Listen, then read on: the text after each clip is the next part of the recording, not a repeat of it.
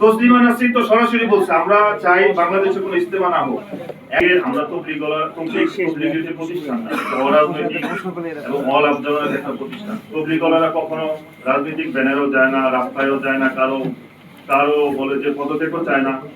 কিন্তু আমরা কোনো শক্তি বড়াই দেখি না। সর্বশক্তিমান তো আল্লাহ, ওয়া কুল্লি শাইইন কদির।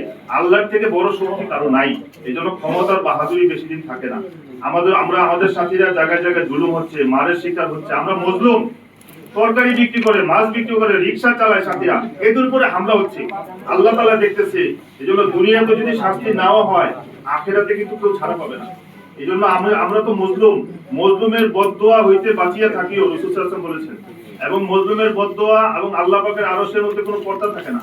এজন্য শক্তির বিষয় না, এটা তো বুদ্ধির বিষয় এবং দিল দিয়ে বোঝার বিষয় যে আসলে ওনারা এখন কি চাইতেছে। ওনারা চাইতেছে যে আমাদেরকে জোর জবরদস্তি করে ওনাদেরকে মানানোর জন্য। আমি অনেক জায়গায় এই কথা বলছি, দেখেন ঘরের নোংরা কাপড় বাইরে ধুইতে হয় না। কেননা এটার দ্বারা হয় কি, ঘরের লোকদের বেজ্জতি হয়, ইজ্জত নষ্ট হয়। তবলিগের এই কাজের দ্বারা এখন মানুষ এই তবলিগের কাজটা এখন বিতর্কিত হয়ে যাচ্ছে, নিজেদের মধ্যে দ্বন্দ্ব সংগ্রাম। সাধারণ মানুষ আমরা যদি বিভিন্ন বাজারে গেছি, দোকানে গেছি, ব্যস্ত করতে ভাই চলেন মসজিদে চলেন, এখন বলে না না আপনারা হুজুরের সমস্যা, কে সাতপন্থী কে জুবাইরপন্থী এটা দেখে না। বরঞ্চ এই তবলিগের কাজটাকে এবং ইস্তেমাটাকে অনেকে প্রশ্নবিদ্ধ করতে চাচ্ছে।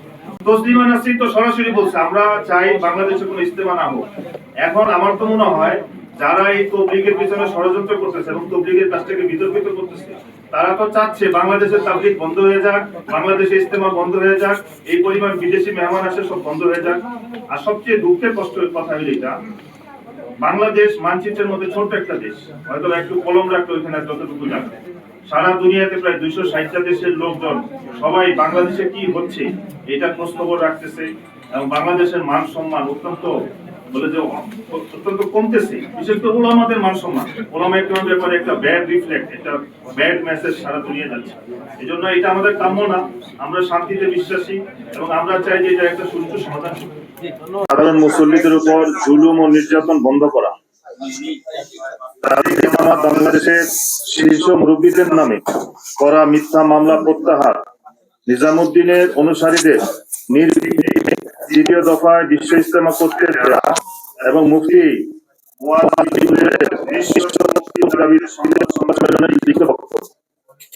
আসসালামু আলাইকুম ওয়া রাহমাতুল্লাহি ওয়া বারাকাতুহু। সাংবাদিক ভাইয়েরা, তাবলীগের চলমান সমস্যার সমাধানের জন্য আমরা আগেও কয়েকটি সংবাদ সম্মেলন করেছি। বস্তুনিষ্ঠ ও সত্য সংবাদ প্রকাশ করে বরাবরই আপনারা আমাদের সহযোগী ছিলেন। আজকে সবাই হাজির হয়েছেন